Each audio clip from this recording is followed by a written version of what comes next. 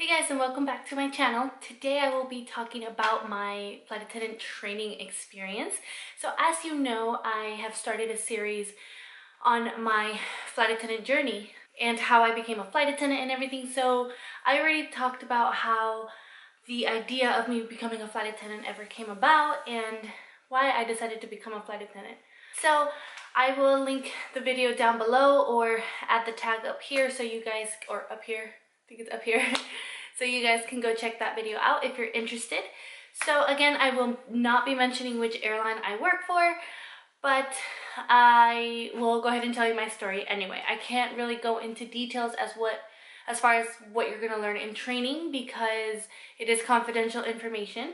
So I will just let you know what I did during training to pretty much survive flight attendant training, because it is seriously the most intense training I have ever been through in my life. For starters, I got my CJO, my conditional job offer, on November 19th of 2014. I went home after that, gave my 2 weeks notice at work, or 3 weeks notice at work, which was the best day of my life because I've really wanted to become a flight attendant. So after a while of me being home, the airline sent me an email saying that I had to go to a specific location to take a drug test.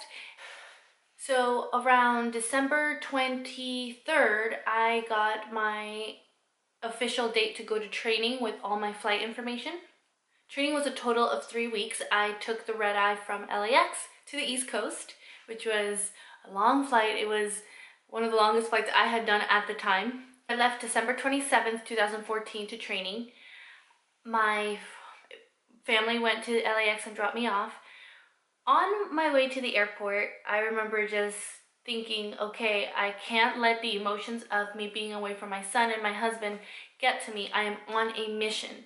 I am on a mission to pass training. This isn't just me being a flight attendant and going on a new adventure. This is a job. This is how I'm going to pay my bills. So I had to have that mentality. Okay, it's crunch time. Don't let your emotions get to you. Yes, you're gonna miss your son. Yes, you're gonna miss your mom and dad. Yes, you're going to miss your husband, your friends, everything. You're gonna miss your house. You're gonna be a mess. But this is not the time to worry about any of that. Now you have a mission, and it is to pass flight attendant training. I got on the plane, and I remember just looking at the flight attendants in complete awe, like, oh, I'm gonna be one of you. I can't wait to be one of you. And it just got very exciting. I tried to sleep on the plane as much as I could because it was an overnight flight. And then when I got to the East Coast, I remember, okay, that's it. This is it. I'm here. I have one mission to pass flight attendant training. I made it to my hotel, which, for those of you wondering, the airline did put us up in a hotel. They paid for it. Food, however, wasn't included. The only food or meal that was included was breakfast, which was the one that the hotel provided. I was in a room with another girl that was in my group when I got hired, and she was honestly the best roommate I could have ever been partnered up with. She left after the first week of training, so I didn't really get to spend that much time with her, but the short amount of time that I was with her, it was great. She was so considerate of me. She was very, she wanted to get to know me and say, hey, what's the best way for you to study? Like, do you need me to stay? Do you want me to have the TV on, off? Like, what do you want to do? Do you want me to study with you? She was just so considerate. But then she just left. So I was lucky enough to have my own room for the remaining of training. When you go to flight attendant training, most likely you will have a roommate. You will have to share your room with someone. However, when you go on a layover, you won't have a flight attendant roommate with you, or you won't have a roommate with you ever. Can you imagine if you have like an all-male crew and you have to share your room with them and you're the only girl? It's just, no, you get your own privacy when you go on your layovers. That first day that I was there, it was a Sunday and training was going to start on Monday. So classes were going to start Monday. So I remember I decided to go to the grocery store, get to know the area, and not worry about it being training tomorrow. So I decided to kind of take the day to relax, to not overwhelm myself. I woke up the next day really early because we had to be downstairs at 6 a.m. and took the shuttle to the training center. That first day in training, I remember being so nervous because I didn't know what to expect. I thought that if I sneezed the wrong way, I would get sent home. It was just so nerve-wracking. But, I mean, it was very intimidating to be there. I'm not gonna lie, it was very intimidating. You had all these supervisors who had all this flight attendant experience, either from other airlines or my airline, and it was intimidating being in front of them, but they made sure that everything that we needed to know was known from day one. So they came in, they checked all of our required items, they checked all of our, like if we were in compliance, because we had to show up in compliance. So hair up, makeup done, lipstick and nails done. You had to have a watch. A watch is a must. It's actually a federal regulation to wear a watch, and it has to have a second hand. So I had to make sure that my watch was working. I had to have a black purse. I had to have my luggage. Now, I'm not really going to go into details of what the required items were because this may vary by airline and I don't want to give you the wrong information. So after everything was done, then they pretty much started talking about how the flight attendant life works, the schedule, bidding, and, you know, just pretty much a day in the life of a flight attendant and how the pay works and all that stuff. So they were trying to help us understand all that. And then eventually they got into the lessons. So again, I cannot discuss what we really talked about in training, but just know you will need to learn how to wear many different hats in the airline industry. So then that was the first day of training. And then after that, I ended up going back into the hotel with my class. My class was actually very big, so they split us up into two. So we had the morning class and we had the afternoon class. I was put in the afternoon class, which was from 3:30 p.m. to 12:30 a.m. So that was a long day. And I quickly started to see how everybody had their own way of learning, their own style of learning. I am someone that likes to study alone. I don't like to study in groups because I feel like I get very confused if one person is saying one thing, the other person saying another, somebody else is saying another thing, and then they start arguing about what the instructor said, and I can't really be around that, so I like to study on my own. I would go into my room and study, review everything, and then if I needed somebody to quiz me, I was lucky enough to meet Ashton, which you guys have seen her on my videos, and she became my training buddy. So her and I got really close. We would study together. She would quiz me. I understand her personality and she understands my personality. So we were able to mesh together very well and go and hide somewhere and study together. So speaking of my own style of learning, a lot of flight attendants, what they would do is so if class would end at 12:30, we would get back into the hotel at like 1:30. So some flight attendants would stay up till 3 a.m., 4 a.m., 5 a.m., 6 a.m., 7 a.m. studying, trying to get all this information in and then go to sleep. I couldn't do that. I'm not one of those people that can do that. So I would go into my room and I would watch Netflix, I would watch TV, I would call my parents, I would FaceTime my husband and my son, I would talk to my friends, let them know how I was doing, and relax, decompress, and not think about flight attendant training. I would end up going to sleep maybe around 3 a.m. and wake up the next day, go downstairs, have some breakfast, drink some coffee, and sometimes I would just study my material while I was having breakfast. Or I would go to the gym and like walk on a high incline, just walking, and I would read and study, you know, my aircraft familiarization or any terms that I needed to know. And then I would probably just go and like study next to the pool and like get a tan or something. So that was my way of doing it. I did this all by myself. I didn't really involve anybody else in my own thing because everybody's different.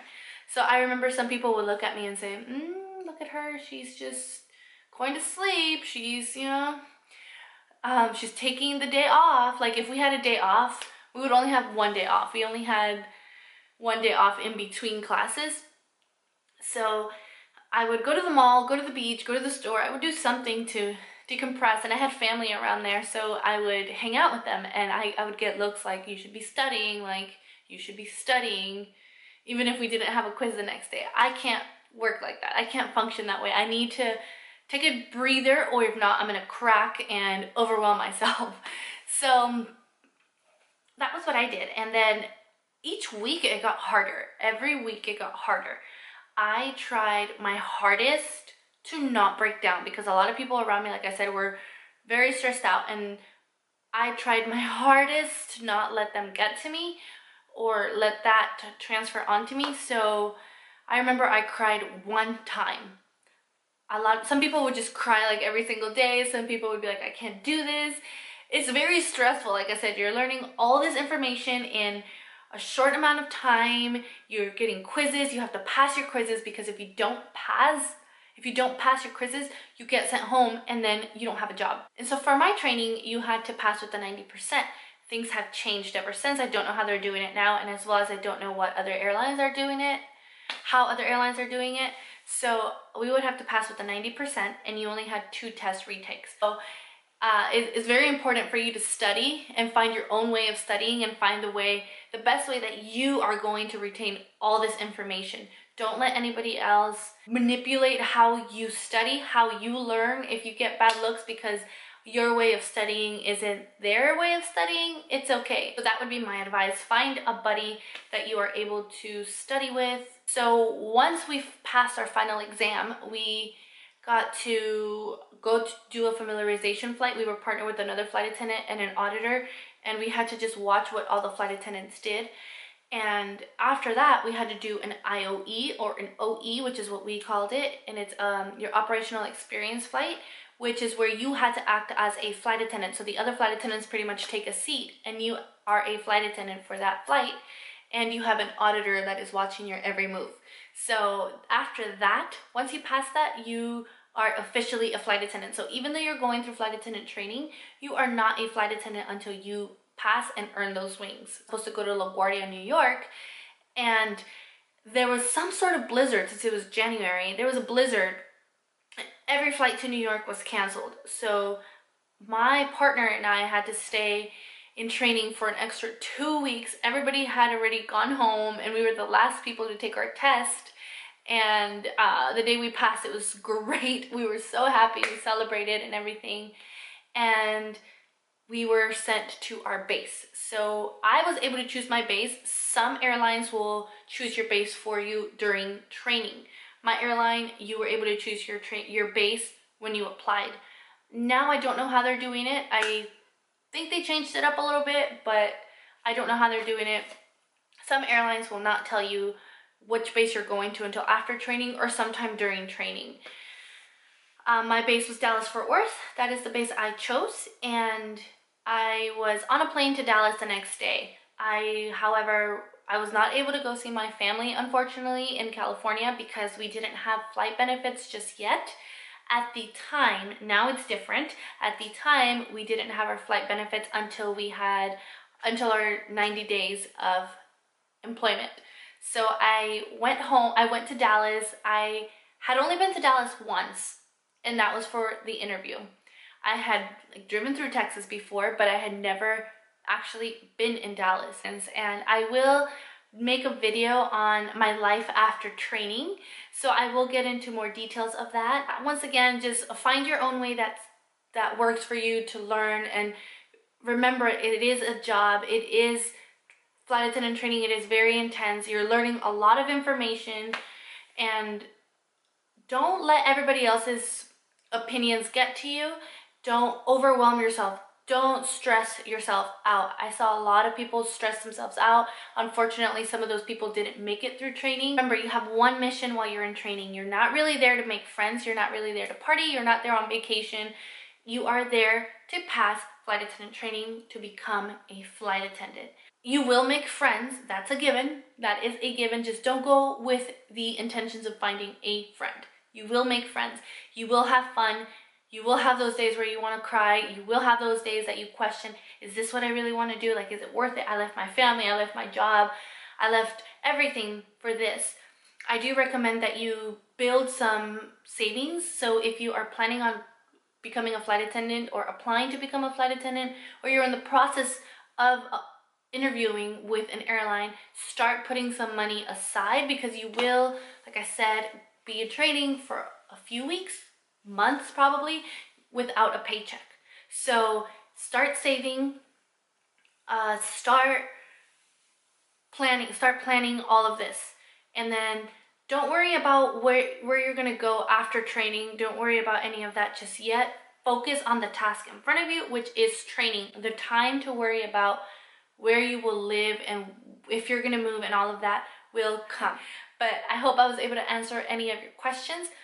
If you have any other questions, please leave me comments in the comment area. I am trying my hardest to answer almost every single question that I have.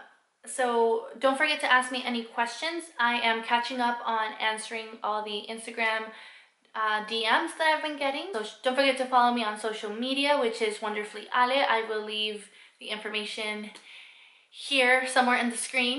And again, thank you guys so much for watching. Thank you guys for all of your support. Please subscribe if you haven't done so already, and I will see you next time. Bye.